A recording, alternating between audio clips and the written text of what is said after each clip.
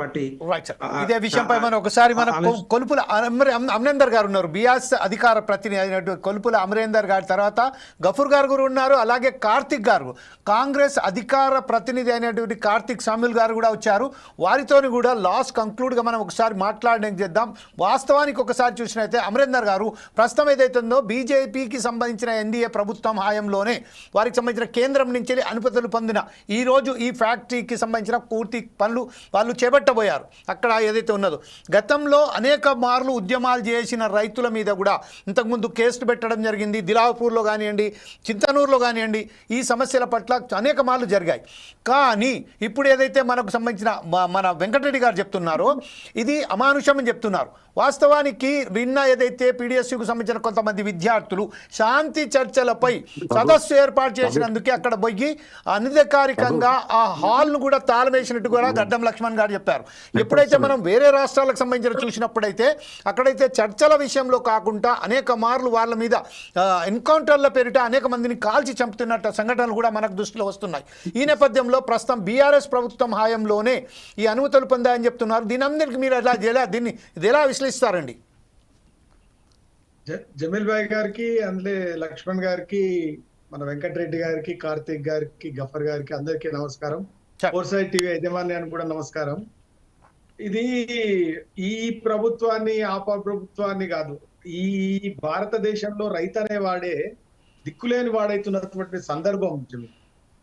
ఎందుకంటే నేను ఒక్క ఉదాహరణ చెప్తా, ఎందుకంటే మనకు కూడా తెలియాలి.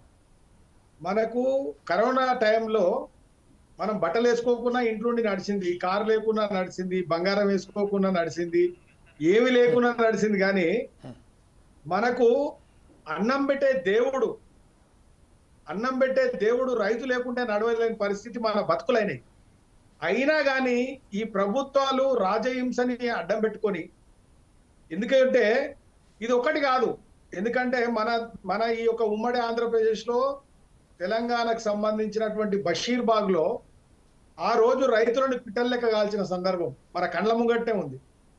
చంద్రబాబు నాయుడు దుర్మార్గంగా కాల్చిన సందర్భం. రేవంత్ రెడ్డి గారు ఏం చేసిర్రు? సరే, గతంలో టిఆర్ఎస్ బిఆర్ఎస్ ప్రభుత్వంలో కొన్ని తప్పులు జరిగినాయి, మేము రైతులకు స్వేచ్ఛనిస్తాము, పౌరులకు స్వేచ్ఛనిస్తాము, మాకు ఓట్లేయండి అని చెప్పి కళ్ళబొల్లి మాటలు చెప్పి గద్దెనెక్కిన మాట వాస్తవం.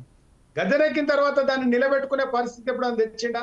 ఆయన సొంత నియోజకవర్గం కొడంగల్లో ఒక రైతులని దుర్మార్గంగా తొండలు గుడ్లు పెట్టలేని భూములని చెప్పి అక్కడ కందులు పండిస్తుర్రు, జొన్నలు పండిస్తుర్రు, వ్యవసాయం చేస్తుంటే ఆ భూముల మీద ఒక అపవాదేసి వాళ్ళ సొంత మనుషుల కోసం ఫార్మా ఇండస్ట్రీ నిర్మించడం కోసం రైతుల్ని అక్రమంగా అరెస్టు చేసిన తర్వాత ఒక జైల్లో ఉన్నటువంటి ఒక గిరిజన బిడ్డకు ఆ రోజు హార్ట్ అటాక్ వస్తే ఆయనని జైలుకు తీసుకొచ్చిన, మన హాస్పిటల్ తీసుకొచ్చిన సందర్భంలో హార్ట్ అటాక్ వచ్చింది. మానవతా దృక్పథంతో హార్ట్ అటాక్ వస్తే మనిషిని తీసుకొని పోతారు ఎక్కడనే.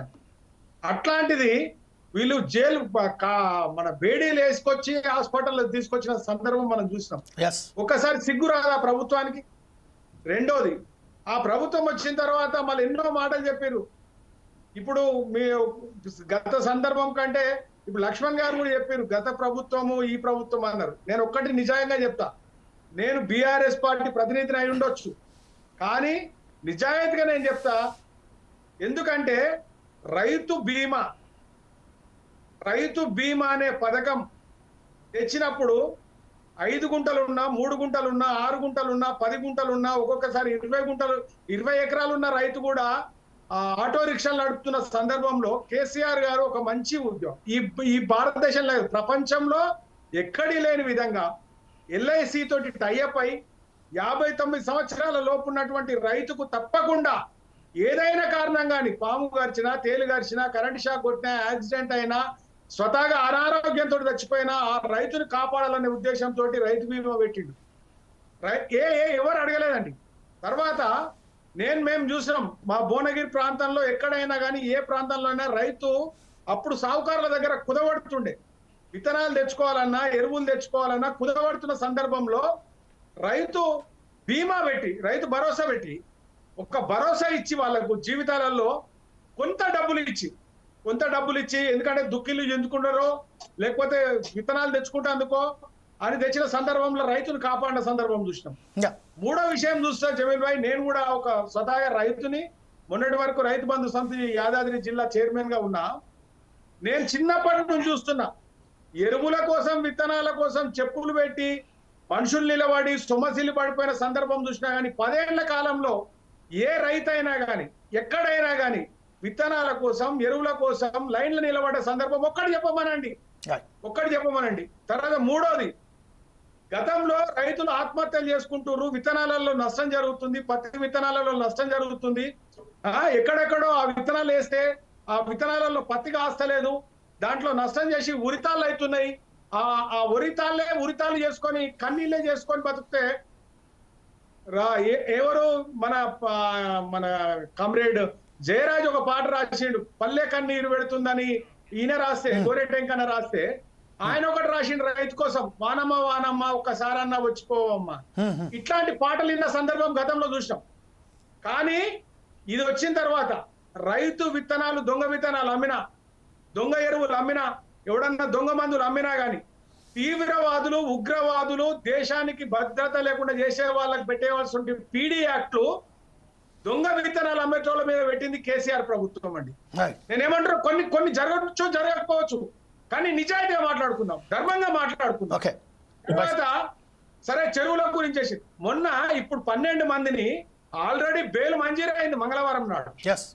బెయిల్ మంజూరైన వ్యక్తులని రిమైండ్ లో ఉన్న వ్యక్తులు, శిక్ష పడలే వాళ్ళకు, రిమైండ్ లో ఉన్న వ్యక్తులు బెయిల్ మంజూరయ్యి ఆ రోజు రాత్రి పేపర్లు లేట్ అయినంత మాత్రాన తెల్లారి తీసుకొని వస్తే కనీసం హ్యూమానిటీ గ్రౌండ్స్ లేకుండా, సుప్రీంకోర్టు గైడ్ లైన్స్ పాటించకుండా, అంటే పోలీస్ అధికారులు ఇద్దరు ఎస్ఐలను చేసిర్రు, వీళ్ళని చేసిర్రు, వాళ్ళని చేసి ఎస్పీని ఎందుకు చేయరండి? ఎందుకు చేయరు ఎస్పీని? దీంట్లో ఐజీని ఎందుకు పనిష్మెంట్ చేయరు? దీంట్లో చట్టాలను గౌరవించకుండా వాళ్ళకి ఎందుకు ఉండదు? అంటే సామాన్యమైనటువంటి పోలీసులని చేస్తే అయిపోతుందా? వాళ్ళ యొక్క ఆదేశాలు లేదే ఈ రైతుల మీద బేడీలు వేస్తారా వీళ్ళు? ఇట్లాంటి చర్యలు చేసుకోకుండా ఇప్పటికైనా రైతుల కోసం ఈ రైతు విషయంలో కానీ, ఎందుకంటే నేను చూసిన తప్పుగా అనుకోవద్దు, వెంకటరెడ్డి అన్న గారు కూడా చెప్తున్నా, బీజేపీ ప్రభుత్వంలో కూడా ఈ రైతుని కాపాడుతున్నాం అనే సందర్భం చాలా సందర్భంలో చూసిన 3 నల్ల చట్టాలు తెచ్చి భారతదేశంలో ఉన్న రైతులందరినీ మొత్తం కార్పొరేట్ సంస్థలకు అమ్మడానికి ఒక ప్రయత్నం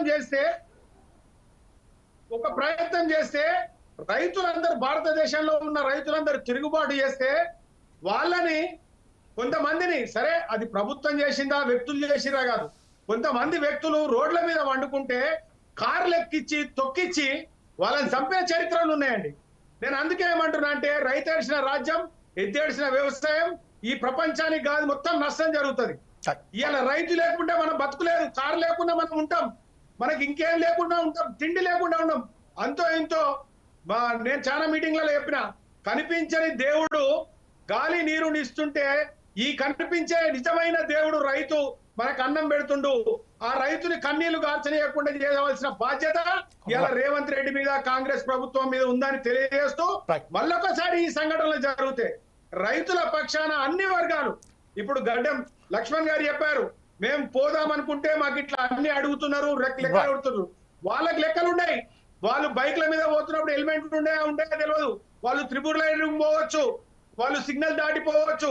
కానీ సామాన్యుడు ఎప్పుడైనా ఏదైనా పొరపాటు చేస్తే చట్టాలను ఆ ముసుగులో వేసి రాజహింస చేస్తుంటే మాత్రం ఇక్కడ పౌరులు ఎవరు ఊకోరు. ఈ తెలంగాణ చూసుకుందే ఈ రైతులను కాపాడుతందుకు, మన యొక్క భవిష్యత్తు మాట్లాడుతుంది. కాబట్టి ఈ రైతులకు సంఖ్యలు వేయడము ఏమైనా చర్య, దాన్ని తీవ్రంగా ఖండిస్తున్నాను. దానికి తుమ్మల నాగేశ్వరరావు గారు కూడా జవాబుదారీతనంతో ఆయన రాజీనామా చేయవలసిన అవసరం ఉందని తెలియదు. రైట్ సార్, ఇదే విషయంపై మనం ఒకసారి అమరేందర్ గారి దగ్గర, అమరేందర్ గారు